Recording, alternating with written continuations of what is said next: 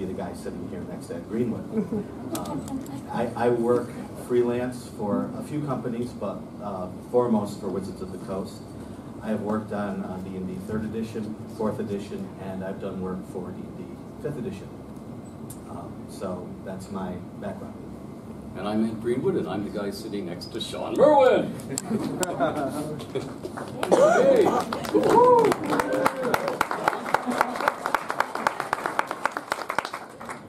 You'll all be paid well afterwards. As well as we can. And unless Ed says otherwise, the best way to handle this, I believe, would be to take questions about what you see for D&D, whether, I think Ed and I agree that we can talk about anything D&D that you might have questions on, whether it be the beginnings of the game or what's going on immediately. So feel free, raise your hand, and we will do our best to answer. So, okay, thank you all. We'll see you. Yes. Do we expect to see more out of the factions, more details, maybe a book that's just about them? That is a great question. I would not be surprised if there were, because the factions, from what I've heard from R&D at Wizards, is that the factions, they want them to be a very important part of the game, because it gives players a way to get into role-playing who might not be used to role-playing from a different direction.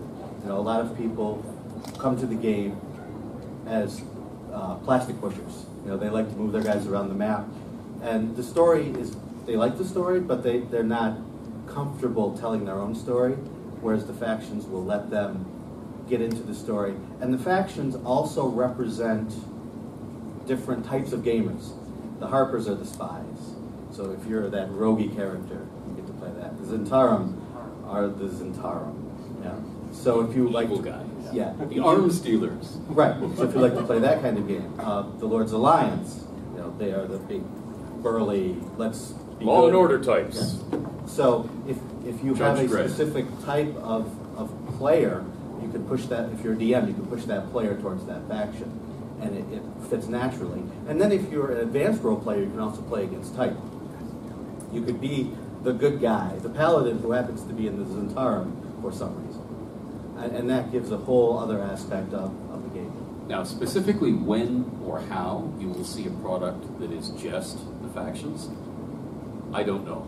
Because that, both of us are freelancers, neither of us are staffers, and one of the things that is a mystery to us, and frankly I would think a mystery to the designers in-house at the moment, is exactly when they would do something like that. If you were at Gen Con and you were participating in the organized play seminars, you got these handsome folders of stuff for each faction. When we were having our secret summit, when we were coincidentally in Renton, and people who look suspiciously like some of us here today, were at work in the super secret hideout conference table design rooms of Wizards of the Coast, we actually spent the better part of a day on 3 separate summits tinkering with the factions. And I can tell you personally, because I've written enough of it, that there are NPCs at every level of every faction that I have detailed lovingly down to their chamber pots.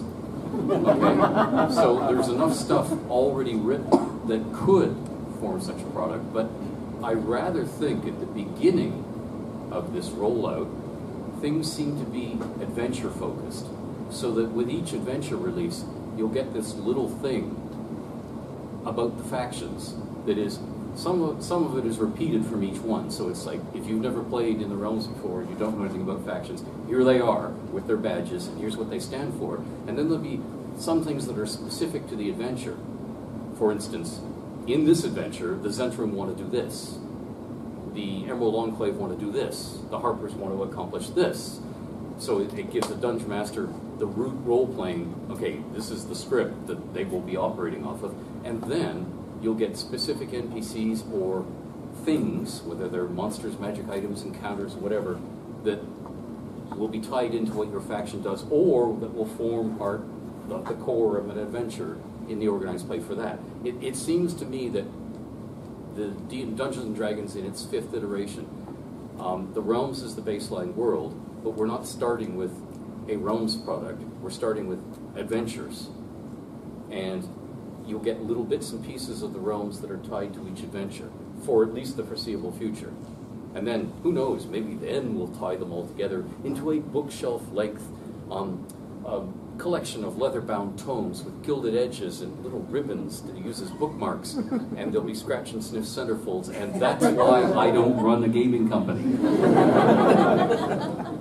And I think in terms of the organized play program, especially the Adventurers League, I think that Wizards wants the PCs, the players, to earn renown, advance in those factions, and have a say in what those factions become through play, which is a brilliant idea, and it's what a lot of gamers want. They want to tell their character story on a bigger stage, and that's what those factions will let them do. So if they don't delineate what those factions are immediately and let the players decide, it becomes a bigger story. Which also means we can't say specific things about products because they're going to respond to what you guys do around the gaming table. If at the majority of gaming tables playing Adventure XY 2 years from now, the king dies, then the king dies. If at the majority of tables the king lives, then the king lives. So part of the Realms, the history of the Realms, the future history of the Realms as it unfolds will be written by gamers around their tables, not by company designers saying, "Oh, here's what we're doing."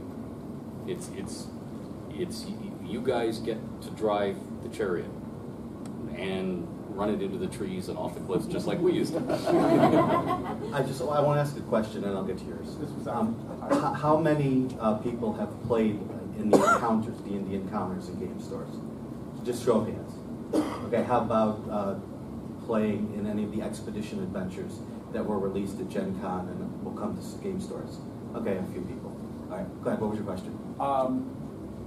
Our local store doesn't have encounters and whatnot because there's not enough local interest. Burn it to the ground. But I was reading on the website that there are supplements that you can request from Wizards so you can run the encounters from your home game. Are those kind of things going to be relayable to Wizards to include in the tally for killing the king kind of thing? Okay, that's a kind of a two-part question, whether you know it or not. You can, they want encounters to be public play. But right now, Encounters is just the published Tyranny of Dragons adventure. So you can take it to your home play, use it, and then there is no mechanic that I know of for reporting those back. However, for the other part of the equation, for the expedition adventures, you will be able to do that. Those are also public play, but you don't have to go to a game store or a convention. If you set up a game at a church or a local establishment, you can go into Wizards, order those, and still play them as long as it's in public. Okay. And Tyranny of Dragons is just the first of hopefully many stories that will be happening in the Realms, mega stories with organized play adventures tied to them, and hopefully, in most cases, novels tied to them. I know that there are at least 2 stories just about finished that follow, and I'm using the word follow in quotation marks because it is the company's hope that they overlap rather than that we do flavor of the year or flavor of the month. This year it's dragons. This year it's drow. This year it's dragons. We don't want to do that. We want to have stuff going on that's different from each other. So if that doesn't float your boat, maybe this will. So there'll be 2 things going at a time. And I know there's at least 2 more ahead or after Tyranny of Dragons because I've worked on them. So I know they exist. And of course, we can't tell you anything about them. Although I have noticed that some hints have leaked out on EN World and other places from irresponsible people doing what gamers always do, sharing what they love about the game they love with each other. So yes, there is stuff in the future. We want the Forgotten Realms to do as it has always done since I was a 5-year-old writing it just for me. I want to make it feel alive, and Wizards of the Coast wants to make it always feel alive. So there's always new mysteries. Nothing is ever completely settled. Nothing is ever completely explained, finito. that's burned up and done now. We want things to keep moving so that you can pick and choose from the, it's sort of like, remember that, okay, you guys are all too young for I Love Lucy, but there's that famous episode where they're working at the chocolate factory, and the chocolates are running past, and they're frantically eating as much as they can because they can't keep up. Okay, we want that to, the realms to be like that, so you can take what you want from the passing buffet, and just what you want, hopefully not with the fill your tummies results that Lucy suffered that day, but you can take just what you want from what's rolling past and say, oh, I like this. We can't use, wait, maybe if we twist that this way, you know, and that's what it's for. And for the people, particularly people who like to be competitive, or who like to visit with the same group of friends over and over again at a convention to gather together to play, and for people who want that sort of ongoing experience, there will always be organized play adventures. So, and also for people who are new to the game, they want to learn what it feels like.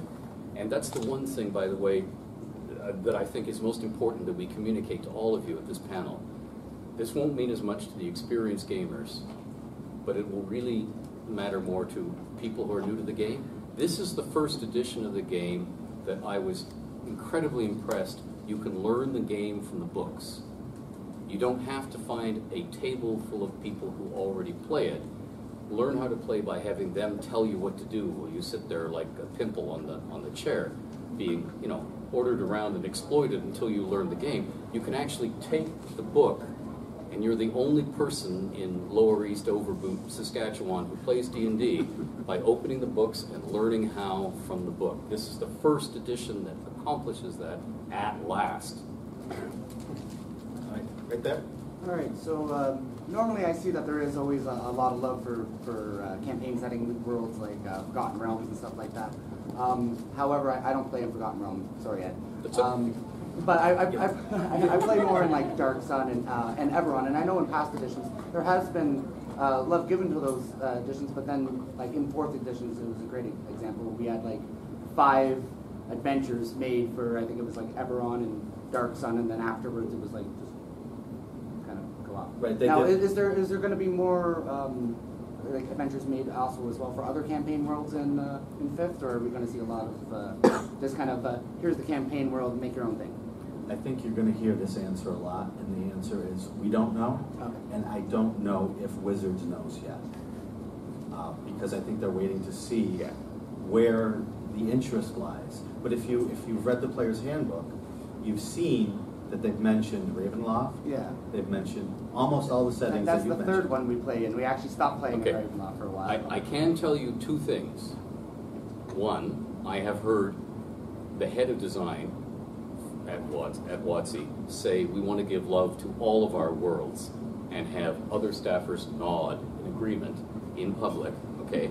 And I have also watched as some of the staff that is in charge of brands have tried to reawaken the licenses for all the Mystara, Ravenloft, you know, and seeing what they're going to do with them. But I rather suspect, and I'm just guessing now, this is my personal speculation, that is the first step in a process of seeing if people go, oh, and then the development will follow on how enthusiastically they're taken up. But they pulled all those things back in-house, Dragonlance, Ravenloft, and so on, for a reason.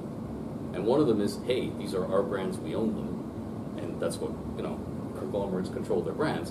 But the other thing is, and so we want to do something with them. Because there's no point in sitting on something and not doing anything with it.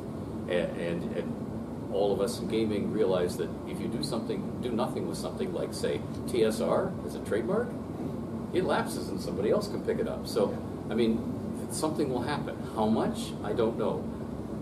I do know that you should expect something, because I have done something.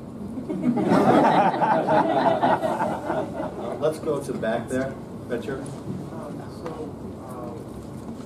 In the upcoming energy or maybe alternative sets to things like certain mechanics or like these core mechanics that are in the game now that some people may not like, should we be expecting those alternatives to be in there?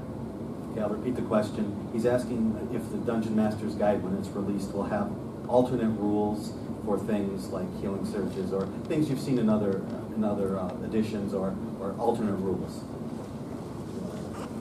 Okay, let me give 3 answers to that. Answer number 1, we don't know. Answer number 2, this time around, everything is designed to be modular. Now, that's easy to say, much harder to do. But in theory, you can swap out things you don't like and swap in things. So you click the rules. Mm-hmm. Okay. And remember, and I realize this gets trotted out every time. As Gary said, they're not rules, they're just suggestions or guidelines. Okay, but I mean, yes. And part 3, Chris Perkins was supposed to be here at this convention. He is not here at this convention because he is chained to his desk finishing the Dungeon Master's Guide. He cannot go home until he's finished the Dungeon Master's Guide. And with that caveat that every book has only so many pages, and as you know, the Dungeon Master's Guide is the book where you really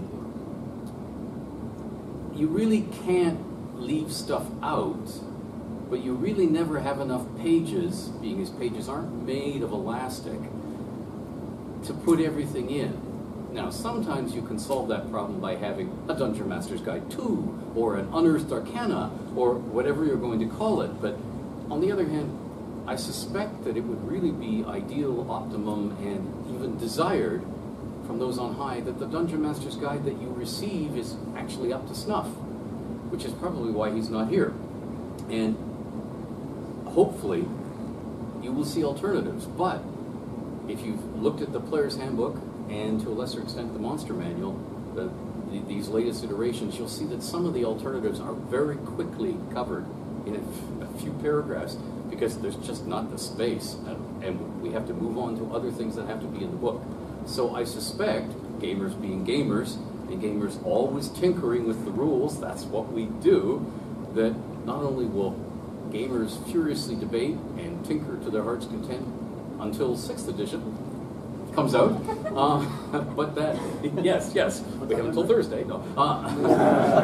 But that also, you're going to see stuff down the line, that whether it's on the website or future game products, because some things never get properly addressed the first time around because there isn't the time or the space.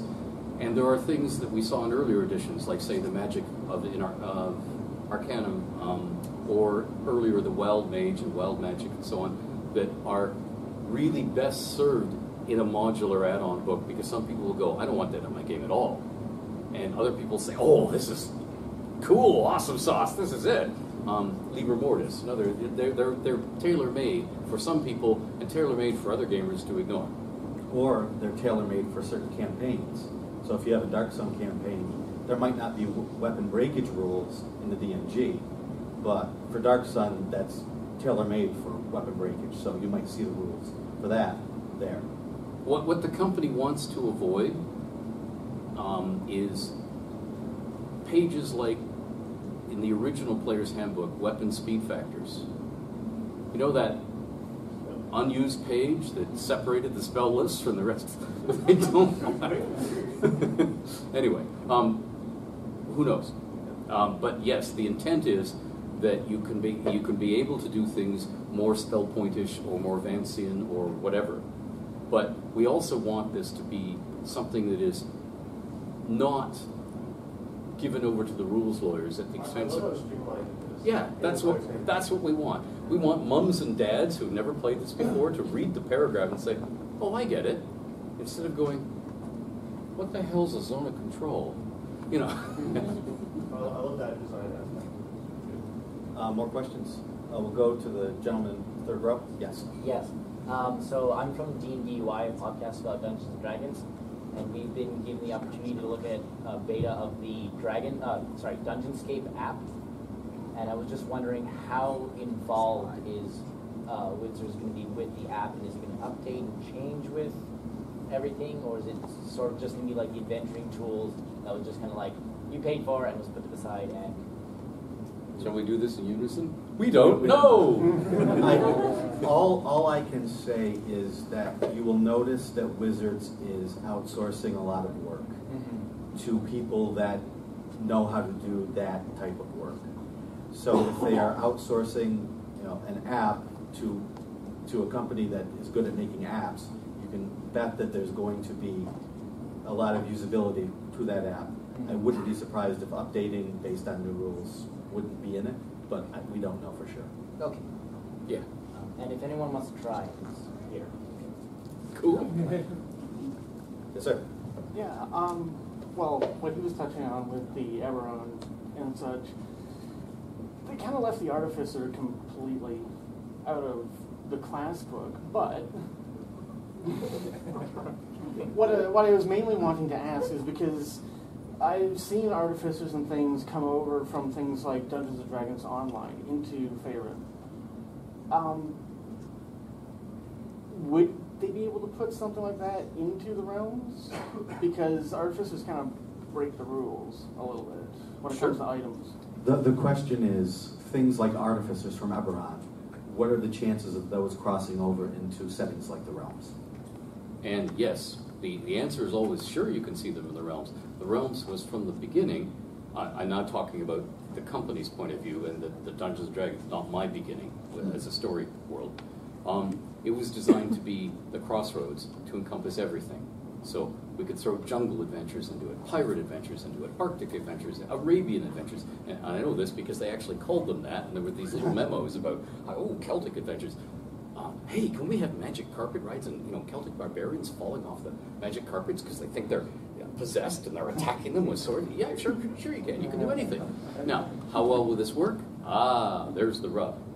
And that's where it comes down to how we handle the rules. But yes, the intent is, and as we saw, the age-old debates used to be, you'll never see Kender in the realms. Oh, really? We've already had them in the realms 3 times. Yes, but you'll never see them in the realms.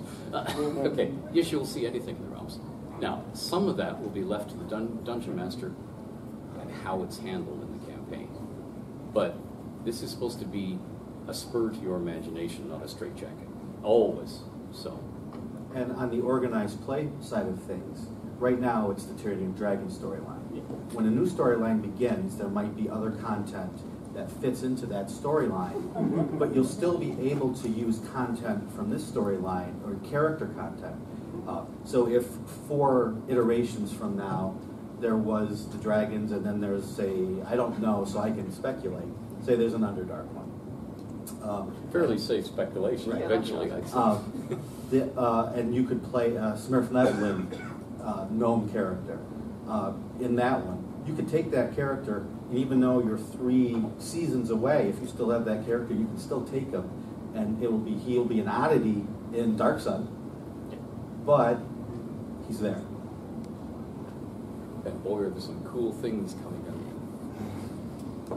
Any more questions? Yes, sir, right there. This might go with the question about the app, but has there any word from Blizzard about updating the online tool set for DMs and players, like the player creator and the compendium, things like that? The last I heard, which is just going online and looking, was no. But that might change. I don't know what their future plans are. There's currently a beta, says the gentleman in the third row. Could you tell us more about it? Tell. They haven't sent me an email yet. I signed up, but they haven't actually released it to the public. I'm guessing our podcasting friend has received it. But the character creator is in the app. Okay. There's a whole bunch of Dungeon Master tools in the app that are going to be implemented. It's pretty slick. Okay. There you go. Yeah. You see, we were at the end of, they're redesigning the website. We can't tell you. We're redesigning the website real soon, and we can't tell you. Oh, we're redesigning. That's where we were. Yeah. All right, we have one right here. All you. Okay, you were saying before that if you want to see more things from different settings, that we should let Wizards know what we want and that we really like these things. How? How do I let them know, as their customer, what I want aside from buying it, because it's not out yet? Do that part. If you go to the Wizards website, they have a customer service number. Just give them a call. Just give them a call. Tell them what you like. Go online, go onto Twitter and Facebook and go to their pages and say, hey, I love your stuff. I specifically want to see this. Why are there no pink parachuting pirates? I want pink parachuting pirates.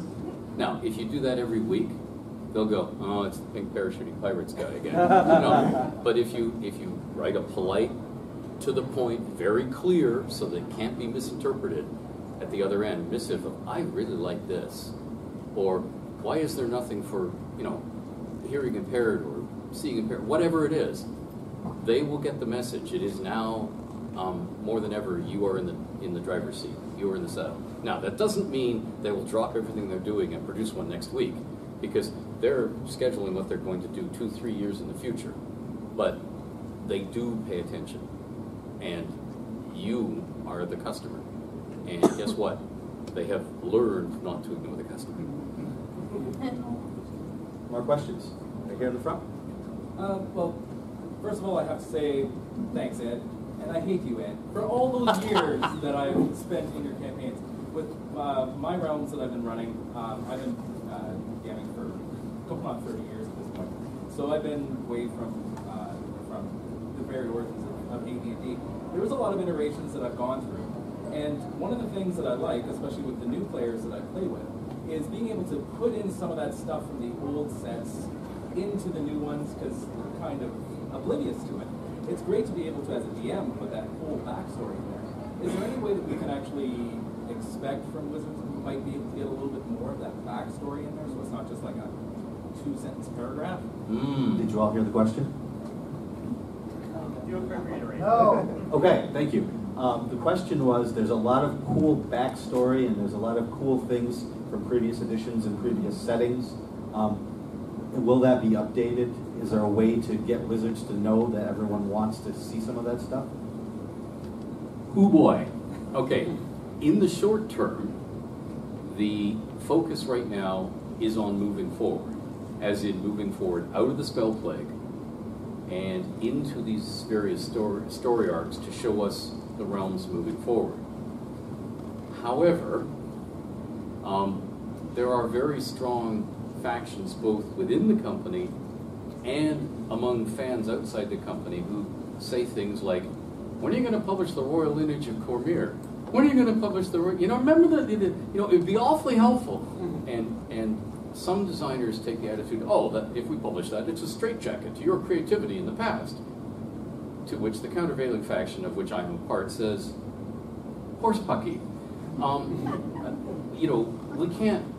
We don't feel constrained about setting stories in London, England, because we happen to know who's been king or queen back to the Norman conquest. That doesn't seem to hamper us. Why would it be any difference in a fantasy world where magic works? And they say, yeah, but we don't want to look back. And then other people say, well, yeah, but the best stories we tell are rooted in the past. And it adds impact. And yeah, but and guess what? If you look at Murder in Baldur's Gate, and Scourge of the Sword Coast, and Legacy of the Crystal Shard, they're all rooted in the past. So I think over time you're going to see that side of the argument win. You're also going to see over time people at Wizards discover that ebooks exist and therefore could be used, and the website can be used in the same way to put lore stuff up that might not sell X 100,000 copies in hardcover, so maybe we should do some of that. At the moment, I think what you're looking at is a company that doesn't have enough resources in the company to throw at all the cool things they want to do in the short term. Now, as things start rolling, I think you're going to see more chances, hey, isn't it time all right, because we start to have the resources. Right now, it's sort of like they've been fixing the locomotive. They're starting to get it rolling. Somebody's saying, hey, can we go back? No. I want to make sure this thing keeps rolling first. We're at that stage. And I think you're going to see all sorts of cool things. Again, as we said earlier, tell them that you want to see it. And tell them why. I will happily write Volo's Guides to the End of Time. I will happily write ancient histories. And I will call up the Lore Lords of the Realms, Eric Boyd, George Krashos, the James Brothers, Brian Cortio when it comes to Cormyr, and say, hey, let's do this cool thing all set in the past, and we'll tell you who all the bastard children of King Azun are, who are now running around Cormyr. And instead of a, no, not interested from the company, you'll go, oh, that could be cool. Could we swipe it for organized play? and you'll see that. So yeah, again, in the short term, it's adventure focused. So if we can find something and hand to them, they go, oh cool, that solves our adventure problem for now. Here, then you'll see it more likely in the short term than otherwise. But yeah, I think no world can truly feel alive if it ignores its past. You know, the past allows you to look at all the mistakes you made and repeat them exactly and get good at them. Well, especially with the canon that's already been developed, just to kind of, you look at Marvel and what they've done. Sure. Their kind of thing as far as branding is concerned, where they end up having, you know, they're going for characters and out with it. With D&D, it's always been about the settings, the different characters, not just Forgotten Realms, but all of them. I love the fact that they have the gods of the multiverse, and if they could focus on the multiverse and give it all, it would be great, but I know we can't do all. That you see, the company's approach to the multiverse has always been, that's a different product line. Spelljammer or whatever you're going to call it. And Planescape was the next iteration of Spelljammer. You know, it was like, this is the placeholder for the crossover thing. Because once you have all these worlds running, you want the crossover thing to be its own product line. Now, I don't know if you should, but just in the past, that's the way it's been done. Because it allows them to have another set of people cooking the feast from the other end of the kitchen and running full tilt. Again, you're overworking the same part. Well, that's why Chris Perkins isn't here. You know, and there comes a point at which the Chris Perkinses of the world will vanish under the piles of paper and the burning, melting computer terminals that, and would actually, I don't know, like to go outside, see the sun, maybe eat something. You know, and we can't overwork the same people. He says the guy who's a freelancer and doesn't do it. History is also a two-edged sword if you're talking about adventures. I've edited several adventures, many of them in Greyhawk, and so the person would submit their draft, and you only have a certain number of pages to work with in an adventure. And the first 4 pages would be, in the beginning. The earth cooled. Yeah. And so I read through this, and then I got to the actual adventure, and in the beginning had nothing to do with anything that happened in the adventure. So at that point, you get the big purple pen because you don't want to use the red pen because that hurts their self-esteem. And you just X. It's great stuff. Has nothing to do with what these particular characters are going to be doing at this particular time. So there is a time and a place for history, but it's not all. It doesn't always need to be there. Yes. Kato, this is not the time. That was your Peter Sellers reference for the night. Yes. More questions? Someone, you had a question before. Do you still have a question? I'm pointing at you. Yes. Yeah, I was asking if Dragon Magazine is going to return anytime soon. The question is, will Dragon Magazine, or I assume Dungeon Magazine, will be back anytime soon? And my answer is, I don't know. And that's my answer too. I don't know. I did ask because I'm writing stuff for the website all the time. And again, it was maybe right now we need all the resources for, and that's really so. It is still a maybe. If the hue and cry is loud enough, I can see it happening. Storm the castle. You know, they have freelancers out here that could write and edit. Yeah, and I say into the camera. Could even be editors of Dragon Magazine. And fill the whole thing themselves if given 5 minutes and enough food. The problem is, of course, a magazine is no longer a thing in the world almost because of a digital, and it's a shame because so many great pieces and so many great writers came out of Dungeon and Dragon. Just submitting to the slush pile. The problem with the slush pile is you need someone to read the slush pile. Yeah. And I think we've mentioned Chris Perkins might be a little busy now. And this is an ongoing debate within the company. I always have this talk with them. They say, oh, magazines are dead, dinosaurs. And I said, really? So you want to chase this audience, the people you have now, and as each one of them dies, your audience will get smaller. And they say, yeah, but everybody uses computers, they're all on the net, Twitter, blah, blah, blah, Instagram, blah, blah, blah. And I say, yeah. You can't find anything on the net unless you're looking for it, or you already know about it and you know how to spell it. Whereas if you're sitting in the doctor's waiting room, or you're on the subway, and it's a magazine and it's lying there, you can go, what's that? Cool! You know, you can't evangelize a new audience with pixels because they can't find them unless you do something to draw to their attention. You know, like, invade a country or assassinate a president or something that gets their attention. And those tend to have drastic bad side effects. So this is a debate that goes on and on, whether we should have a magazine as an organ. And then sometimes there are little abortive one-shots produced for trade shows and so on. They're like a giveaway. There's one right now there's a Baldur's Gate comic. And I think you'll see more of that and less of a monthly magazine, because as our friends at Cobalt Press discovered, a magazine is a really cool thing to do. And they were both people who had worked on Dragon and edited it for years. And eventually they abandoned doing the magazine because that monthly grind of getting it all out there, done, the advertising sold, everything was getting in the way of the cool creative projects they wanted to do. And they were basically a family.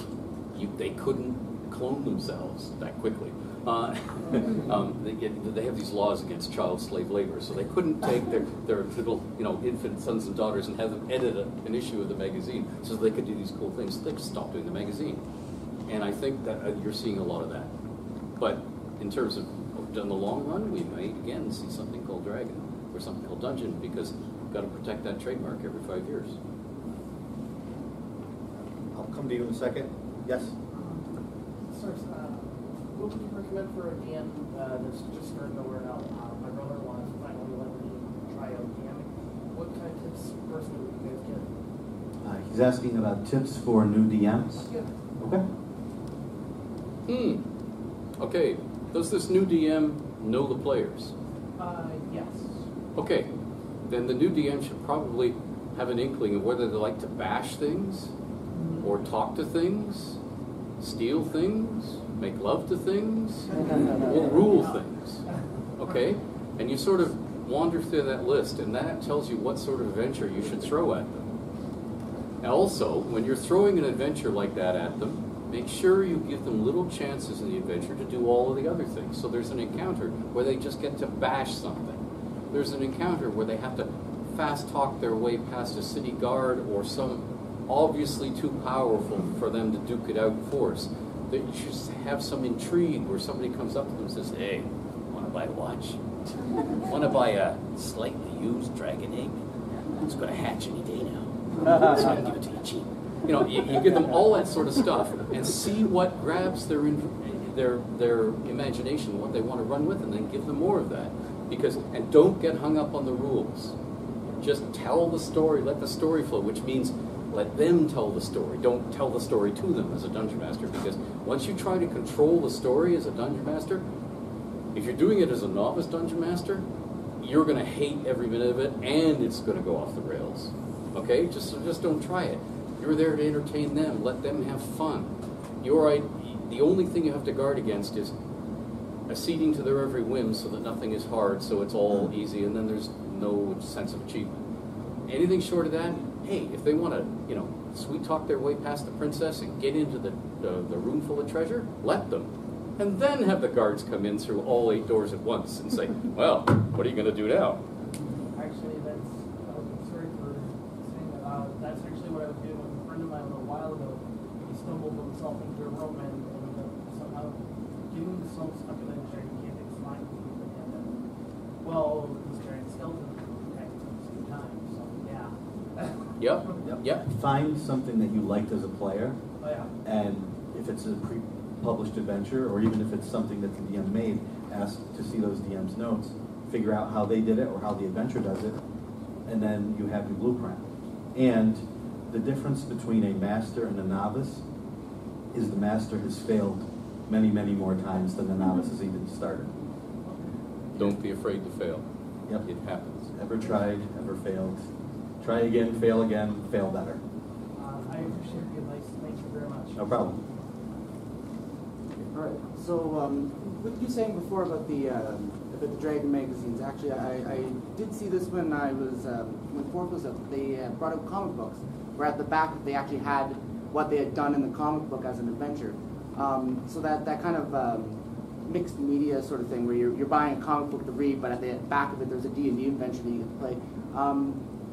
Obviously, I figured that you guys probably wouldn't know, but what are your thoughts on stuff like that in the future for D&D moving forward? Do you think we'll see a lot more of stuff like that? Maybe you know, if I go and buy a D&D video game, there might come with some adventure stuff for an actual tabletop game. I love the idea. Yeah, everything's on the table. How that works out depends on the details of the licenses, and it's always more complicated to get more people playing together.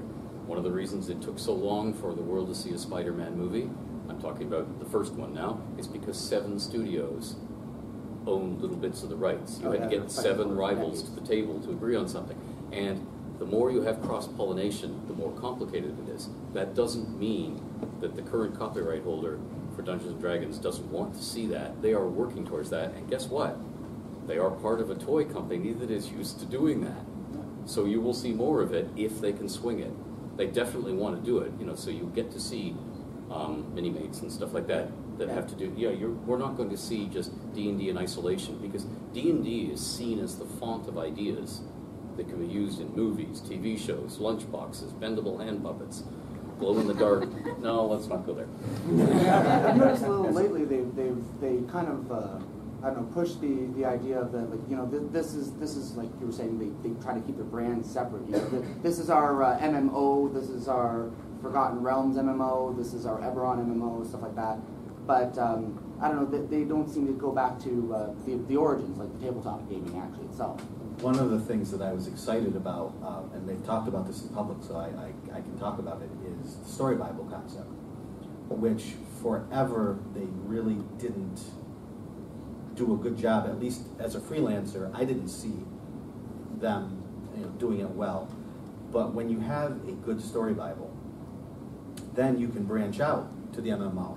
So you have the Neverwinter MMO game and the Neverwinter supplement, and then Adventures in Neverwinter, and so they're starting to get that, you know, in the right direction. I have written story Bibles for Waterdeep, the city of Waterdeep, for every edition of D&D. And these story Bibles have ranged from 60 pages long to 140 pages long. They have been story Bibles. This last few years is the first time I have received a story Bible from the company that has gorgeous art in it. And not for public consumption, although eventually it'll get reused. But I mean, I've been, cool things that inspire me. So yeah, going in the right direction. Yeah, and I know quite a few freelancers have been brought in to do little parts of the story Bible. Obviously not as much as certain people, but so yeah, they're thinking in the right direction at least. We had a question. Yes, ma'am. I was wondering, you've mentioned that they're trying to go with a much more adventure-focused route. Do you think that we'll see another rule book past the Dungeon Master's Guide in the near future? And by near, I mean like, I don't know, a few years or something. Or do you think that, and if so, what would it likely be, considering this modular fashion? Like psionics. Say with me. Yes. Well, I don't know. 2, 3. We don't know. Oh, okay. If you had to guess. Okay, if I had to guess, I would not guess about what it would be about, other than to say it's more likely to be a rule book, because the assumption is that core rule books sell better than so-called splat books, because that's been the historical trend, which is why some gaming companies about some things like to sell you new editions of the game about every 8 months if they can get away with it, because you have to buy the core stuff over again. Those get the quote best sales. In the near future, be 2 or 3 years, I would imagine you'd see something in the way of a book. What actual format it'll have, who knows? Because one of the things that is a little known secret in the gaming industry is Gary Gygax loved the game. So he set this standard where you don't make a huge margin of profit on the Player's Handbook of the Dungeon Master's Guide, because they were so thick. They used so many pages. They were crammed full of so much stuff. And a hardcover book is expensive to produce. Unfortunately, the only thing that is more expensive to produce than a hardcover book is a box with a bunch of little different things into it, because you have to pay somebody to put all the right things into the box and then feed it through the shrink wrap machine. So the actual assembly costs are the highest of all because it's direct labor. And technology has advanced since then, so every company is, you know, how can we do this? And some of you here may remember a short-lived series of things from TSR in the old days where you had an adventure with a CD of music and stuff in with it. And that lasted long enough until they saw the sales, and then mysteriously that whole line of stuff went away again because there is a problem. The Volos guides were hated by game retailers because they were the format of a book, not the big, what are these things? On the other hand, chain bookstores loved them because they could shove them in amongst the trade paperbacks as if they were a novel. But they loved them, but the sales didn't love them because people were going along looking for novels and found this thing that wasn't a novel. So there's, what format it'll be, who knows? Lost in the mists of time, or, you know, the whims of what's coming up ahead that we're not privy to. Yes, you can be darn sure that if they can find something they think you as a gamer would want to buy, and that would probably be some core rule-ish thing or modular thing, you will see it offered to you because that's what they do. But how and exactly when and what it'll be called, you know, I do know that there has always been a diminishing returns because increasing audience resistance to, oh yeah, Dungeon Master's Guide Part 46. Thanks. Like my wallet needed this. You know, there's such a thing as going back to the well once too often. But if you can call it something cool when it really is the Dungeon Master's Guide number 46, but you call it, you know, Wobbly Ding Dongs of Dragons, you've got to buy this now. You know, so again, the art of packaging it as something different is where the magic lies in for the company, and that'll determine it more than either of us sitting here can speculate. Because we both like to play games. We just like to play games, and we want to do more of it. And probably neither of us should be running a gaming company because we want to play games. Yes? I know that the online had an option for submitting your own adventures, and the Neverwinter MMO has the builder, so you can build your adventures and publish them to other players. Is 5th edition going to have a similar setup where someone who makes an adventure, their players really like it, and they can submit it to Wizards that may end up in a magazine that we may or may not know is going to start again? But do they know if this kind of thing might be possible in the future? We don't know. But how cool would that be? I mean, I know that they've thought about this because everyone who works in the digital realm who understands that you can take content from your consumers and put it up either for pay or not, it's a great system. So hopefully, yes. Now the question then becomes the dreaded lawyer questions about who owns what, what's the fair use, all of that, and that's way beyond me. If I'm a bad business person, I'm a worse lawyer. Mm-hmm. That goes double for me. He agrees that I'm a... So, you know, I don't know. Okay, go ahead. Oh, if someone else was going No, you're also. We got lots of time. Hey Ed, I've only been playing D&D since last year, so I'm kind of new to this. Oh, you have so much to buy.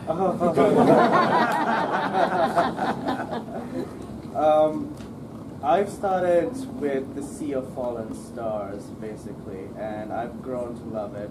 Maybe because it is just like the first region that I've played in. I just kind of wanted your insider's take on the region, on the Sea of Fallen Stars. What do you think makes it tick? What's its any special stories or background, how you came up with it kind of thing? Okay, the Sea of Fallen Stars, there are many legends of what we would call meteors. That's the Fallen Stars bit. That smashed down into the Forgotten Realms in this location and made this central sea much bigger. Whether this did in fact happen or happened the way that is now recounted in legend is another thing. It's lost in the mists of time. The best product covering the Sea of Fallen Stars was the product that Steve Shen did with all of the races and everything's coolly described. Before that, best coverage was in Pirates of the Fallen Stars, the Curtis Smith. Curtis Smith, by the way, was tragically killed, and when he and his gaming buddy fell asleep driving to Gen Con and drifted across the center median and got wiped out. And unfortunately, a designer was cut short on the verge of, I think, becoming a standard amongst us. The Sea of Fallen Stars is a trading mecca, a hotspot of crisscrossing ships, and I think that sometimes gets lost. It's obvious from the way Sembia is described, and the way Westgate is described, and the way the Vast is described, and it's sort of implicit in the way the riches of the Vilhan, because they wouldn't be riches if this trade wasn't going on. But it tends to sort of get ignored by some designers because they're talking about Thay fighting with Aglaron here, or they're talking about the fights around the Moon Sea and its mineral wealth. And they sort of gloss over the fact that the Sea of Fallen Stars is the crossroads because it's the cheapest, easiest road, because you don't actually have to pave it or worry about highwaymen too badly. And you can shove all the road building costs onto Mother Nature. And all you have to do is your ship. And back and forth it goes. And the other thing, it's overshadowed by the Sword Coast because we keep talking about Waterdeep being this great port. So we talk about the stuff going up and down there. And Great Untold Tales of the Realms, I wanted to do for Dragon way back. We're talking in the 40s and 50s in the issues. I wanted to do a centerfold game where the cardboard folded out twice. That would be just the Sword Coast, and all you would do is move cargoes back and forth and gain little points, or turn pirate and try and plunder your friend's ships. And they said, oh, that would cost money. And I said, yeah, but it would be so cool. And they said, yeah, it'd be cool, Ed, but it would cost money. And I didn't care because I wanted to use it as a way of telling you what cargoes would be on what ships for your role-playing game. And I was just trying to trick them into it. And the editors caught on to me. But yeah, the Sea of Fallen Stars is your crossroads. There are so many ships plying that there are times and places in which you cannot see empty horizon. There's always a ship, multiple ships, and there's almost no policing, because one of the things that some of the powerful nations do, I think you can view Sembia as, I hate real-world analogs from the realms, and I always say don't do it because it leads to bad role-playing. You get some rules lawyer at the table saying, but stirrups weren't invented until, and it affects the role-playing. But if you wanted a loose analog of Sembia, it would be the United States of America. We want to send our ships everywhere. We want to make all money, and don't tell us what to do. We just want to make money, Jack, and that's it. Keep your authorities out of our. We're making money here. And as a result of that, no strong navies dominate any part of the Sea of Fallen Stars, which means everybody's on their own. Which means you can have tramp steamers, or the equivalent of that. You can have fast naval cutters. You can have smugglers galore. And there's so much traffic going between Westgate and Sembia that when slavers are trying to operate and pull, like, unwanted noblemen out of Cormier and sell them into slavery, or just kidnap them for ransom and stick them in Westgate, there's nothing really Cormier can do about it, because if they patrol Marsember and Suzail heavily and inspect all the ships, you just ship the guy overland into one of the ports in Sembia and send him across Westgate that way. So there's so much going on that you can't stop it. It's sort of like, 5 customs officers and 5 booths are going to try and stop all the trade in the world and inspect it.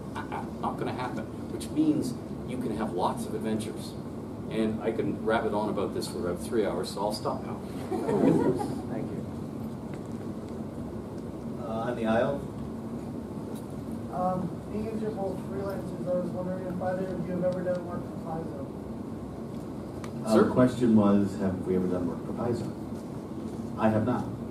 I have written a novel for the Pathfinder novels line. I have written a serialized short story, 2 of them actually. One of them as a lead up to the novel, and one completely separate, Guns of Alkenstar.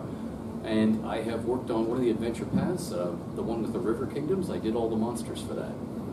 And I have unofficially, sat down in various corners at Gen Con and so on with beer and talked over with designers how a particular kingdom would work. uncredited and unpaid, that last bit. But I mean, yeah, I've done lots of stuff for Paizo. And James Sutton and I, at every convention we see each other, we sit down and plot and plan things for the future. Are they way in the back? Hi. When you have characters when you're running a campaign and they come up with clever solutions for problems that are technically within the rules but are extremely cheap, I'm not sure how else to put it. How do you shoot them down without just saying you can't do that because it breaks the game? Okay, the question is when you get players who are doing clever things that are kind of within the rules but kind of not, how do you deal with that without just saying no? I don't. I let them succeed and then I punish them for it later. And that's exactly what I do. Always let them succeed, because throughout any role-playing adventure, you should get the benefits of achievement. If you do something clever, as your player characters do something, you should get a benefit. But yeah, you can immediately plunge them into, and the consequences, sir, are like, oh, you've made 3 million gold pieces. Hi, I'm the tax man. From now on, I will be going through your chamber pots to see if you're eating gold pieces and hiding them from me that way. I will be camping in the corner of your house. I will be watching every gold, silver, copper, platinum, and anything else piece. Oh, and I know all about your predilection for making your lovers swallow gems and getting them out of the house that way. Oh, you mean you haven't done that? Oh, but you were planning to. So I'm going to watch you like a hawk from now on. You'll be going, oi. You see, and that's how you punish them for what they did. The unintended consequences, which will, of course, force them to come up with something even more clever. And then you have the fun of inventing the fiendish punishment again. And so it goes. The big thing that many of my groups have done is they clear out the Thieves Guild hideout or whatever. And, oh, now we own the building. Yes, you do. Oh, by the way, it's haunted, and the ghost just killed the people in the next building, and now you're under arrest. I mean, you could just go several ways. And all the guys who survived in Thieves Guild want to come back and hide all the stuff they hid in the walls. You know, like the Men in Black thing, where they come back and say, I used to live here. You know, that can go on happening for quite a while. Right, and if you're talking specifically about kind of combat things, you know, things that are very technical, if the PCs can do it, so can the bad guys. All right, we gotta cut it. Right now? Yeah. Oh no! Well, thank you all. I'm the bad guy. Thank you.